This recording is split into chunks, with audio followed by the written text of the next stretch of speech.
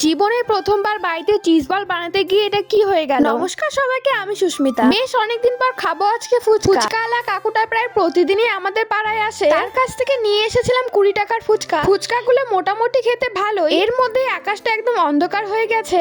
মা দাদা জুতোগুলো ধুয়ে দিয়েছিল, সেগুলোই তুলে নিলাম। দুপুরবেলা খাওয়া দাওয়া করে নিয়েছি। বিকেলবেলা বাইরে বসে বসে একটা পেয়ারা খাচ্ছিলাম। অনেকদিন থেকে ভাবছিলাম যে চিজ বল বানাবো বাড়িতে, তাই সবার প্রথমে দোকান থেকে একটা টোস্টের প্যাকেট কিনে নিয়ে এসেছি। সেগুলোকে গুঁড়ো করে ব্রেড ক্রাম্ব বানিয়ে নিয়েছি। এরপর একটা বাটিতে সেদ্ধ আলুটাকে ভালো মতন মেখে নিয়েছি। সেই মেখে রাখা আলুটার মধ্যে দিয়েছিলাম পেঁয়াজ লঙ্কা কুচি, বেসন, হলুদ গুঁড়ো, জিরে গুঁড়ো আর সামান্য পরিমাণ লবণ। এখানে কিন্তু সমস্ত কিছু রেডি করা হয়ে গেছে। একটা বাটিতে নিয়েছিলাম ব্রেড ক্রাম্ব, আরেকটাতে নিয়েছিলাম কর্নফ্লাওয়ার গোলা জল। আমার কাছে যেগুলো চিজ ছিল সেগুলো কিন্তু আমি মাঝখান থেকে ভেঙে নিয়েছি টুকরো টুকরো করে। এরপর সেই আলু মাখাটার মাঝখানে কিন্তু চিজগুলো দিয়ে গোল গোল করে নিয়েছি। তারপর কিন্তু কোটিং গুলো করে নিয়েছি। এতক্ষণ পর্যন্ত সব ঠিকঠাকই ছিল, কিন্তু ভাজতে যায় কেন জানি না আমার সবগুলো চিজ বল ভেঙে যায় আর এরকম দেখতে হয়ে গেছিল।